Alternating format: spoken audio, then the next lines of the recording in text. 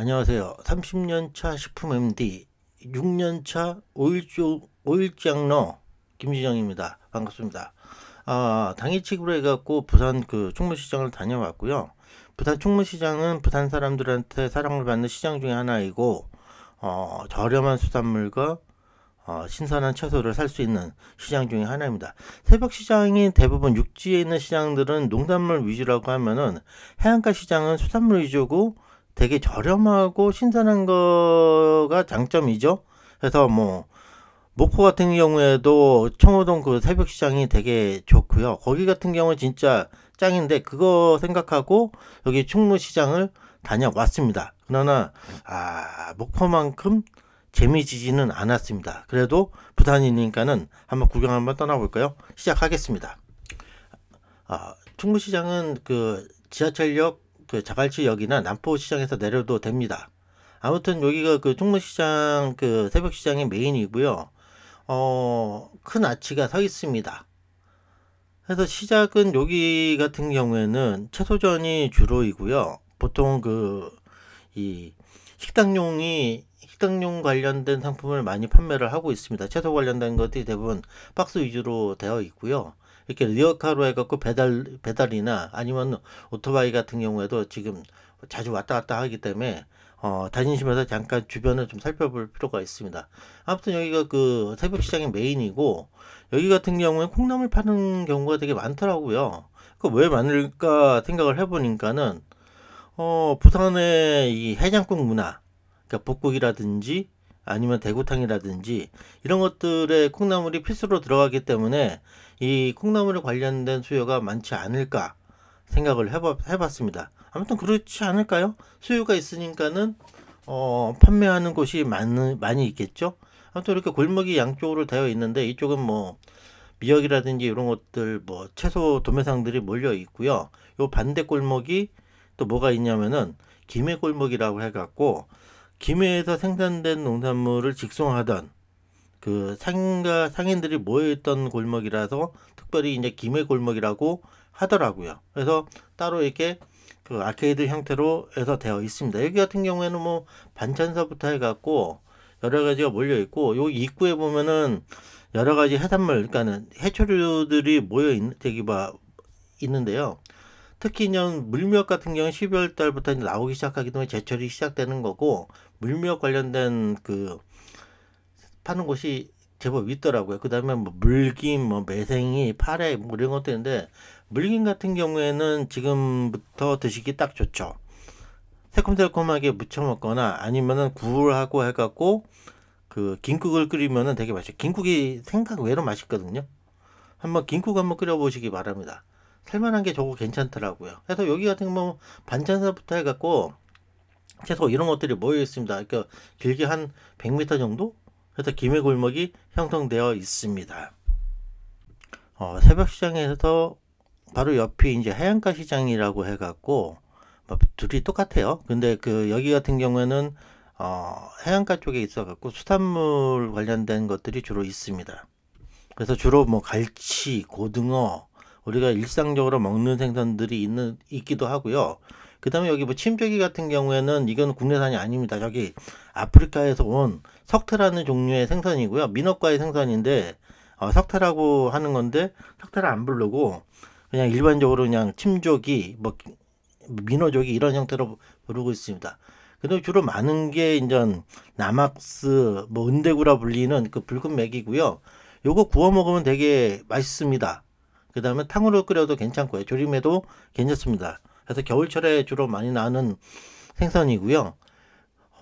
생각보다 생선의 품이 좋지 않았어요. 그날만 그랬던 건지 아무튼 선도가 그다지 좋다고 할 만한 게 없었어요. 왜냐면 생선 같은 경우에는 기본적으로 이게 선도가 좋으면은 자체 발광을 하거든요. 그러면서 선도가 떨어지기 시작하면서 이제 색이 탁해져요. 그래갖고 그거를 감추기 위해서 상인들이 주로 물을 많이 뿌리거든요. 물이 많이 묻어 있다? 그러면 그 애는 선도가 좋지 않다고 보시면 되는 거예요. 근데 선도가 좋은 생선들은 일부러 물을 안 뿌리거든요. 왜냐면 좋아 보여야 되기 때문에. 그래서 물 뿌린 생선하고 물 뿌리지 않은 생선이 두 개 있다 그러면 물 뿌리지 않은 생선을 사시는 게 훨씬 낫습니다. 왜냐면은 딱 보면 알아요. 이 자체 발광을 하고 있거든요. 물이 좋다라는 게 이게 느껴져요. 아무튼 여기 시장은 이렇습니다. 그래서 새벽 시장 중에서 뭐랄까요, 가장 재미없는 시장? 이날만 그랬을 것 같아요. 보니까요. 뭐 이 수산물이라는 게 날씨와도 영향이 있기 때문에 그랬을 거라고 저는 생각을 합니다. 아무튼 그날 여기서 봤던 것 중에서 좀 살만한 게 뭐가 있었을까 곰곰이 생각해 보면은, 고등어는 되게 선도가 좋았어요. 고등어도 살까 말까 고민했었는데 워낙 나머지들이 좋지 않다 보니까는 그렇더라고요. 오만디라 하는 거는 오만둥이고요. 표준명은 주름 미더덕입니다. 그 둘의 차이가 어떤 차이냐면은, 밑에 뭔가 이렇게 우둘투둘한 게 있으면은 미더덕이고 없으면은 오만둥이입니다. 아무튼 이날 뭐 고등어 빼놓고는 뭐 딱히 추천할 만하니까, 저기 물 뿌리죠. 물 뿌리는 이유가 이 빛을 받아서 신선해 보이라고 뿌리는 거거든요. 그러니까는 저런 거는 좀 이게 뭐 사도 약간은 뭐 못 사고 못 먹을 건 아니지만은 좀 더 살펴볼 필요는 있는 거죠. 조금 더 신선한 게 있다고 하면은 신선한 거 사는 게 좋습니다.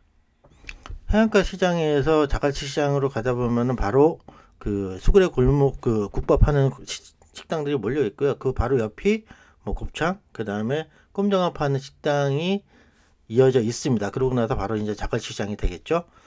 자갈치 시장 같은 경우는 도매 위주의 그 시장이고요. 대부분 생선을 같은 품목 박스 단위로만 팝니다. 그래서 일반인들이 사기에는 적합하지 않은 시장이죠. 그 부산하면 돼지국밥이죠. 근데 예전에 그 2019년도인가 그 부산일보에서 돼지국밥 로드라고 해서 부산 돼지국밥에 관련된 특집을 한번 냈었는데, 여기서 중요한 건 그래요. 한 700개 되는 식당에서 똑같은 맛은 없다. 그리고 골목골목마다 있다. 그러니까 굳이 뭐 3대니 5대니 이런 숫자에 연연하지 말고 숙소 근처나 아니면 동네 근처에서 그냥 먹는 게 가장 좋다라고 결론을 내렸습니다. 그러니까 여러 가지 형태 있으니까는 내가 선호하는 국밥을 찾아 먹는 건 괜찮은데, 굳이 그거를 줄 서서 1시간이고 30분이고 줄 서서 먹는 거는 아니지 않겠냐 하는 내용이었고, 저도 그 내용에 동조를 합니다. 그래서 요번에 갔다 오면서 궁금했던 두 군데, 궁금했기 때문에 갔겠죠? 그래서 그 미슐랭 을 다녀왔고요. 두 군데를. 그 다음에 이게 왜 궁금했냐면은, 그러니까 지난 여름에 관광공사에서 하던 이 33대 뭐 식재료나 식당 관련된 거를 출판하냐고 좀 돌아다녔거든요. 그때도 부산 와갖고 세 군데 국밥을 먹었는데 뭐 나름 괜찮았어요. 근데 그 전에 이제 미슐랭이 있었나? 그때 아예 신경도 안 쓰고 아예 갈 생각도 없었거든요. 근데 한번 가봐야지. 그러니까는 이 궁금함에 의해서 갔다 왔는데, 역시나 괜히 갔다 이런 생각이 들더라고. 일단은 그 한 군데 같은 경우에는 부산국밥하면 수육백반이 진짜 찐인데, 그게 2인분 이상만 된다는, 국밥의 이 미덕인 1인 식사가 가능하다는 거에 반하는 행동을 하고 있더라고. 이게 미슐랭 가이드에 등재된 이후의 일인지 이전에도 그랬는지 이거는 진짜 아니라고 보고 있고요. 두 번째로 갔던 곳은 이제 특이하게 이제 특이한 건 특이한 건데, 뭐 돼지머리를 국밥에 넣었다는 거는 뭐 특이하게 볼 수 있나? 왜냐면 원래 머릿고기가 있었으니까요. 국밥 종류 중에서. 아무튼 뭐 그런데 이상하게 머리국밥이 더 비싸더라고요. 돼지머리 같은 경우에는 가격이 저렴해요. 앞다리나 뭐 이런 거에 비해서 훨씬 저렴한데 국밥은 훨씬 비싸더라고요. 굳이 여기서 줄 서서 먹어야 되나? 먹고 나는 결론은 이거예요.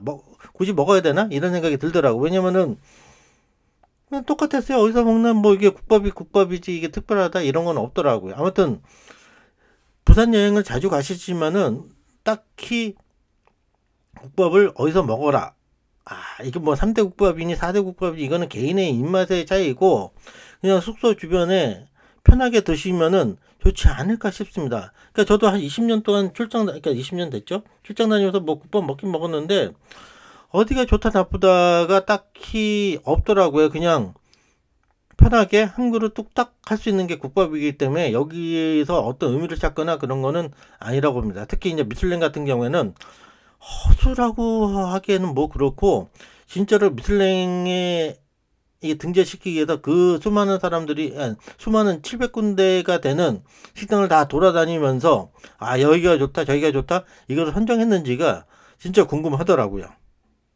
그래서 진짜 이 부산에서 국밥 먹고 난 뒤로 야, 미슐랭의 기준 도대체 뭘까 심히 궁금해졌습니다.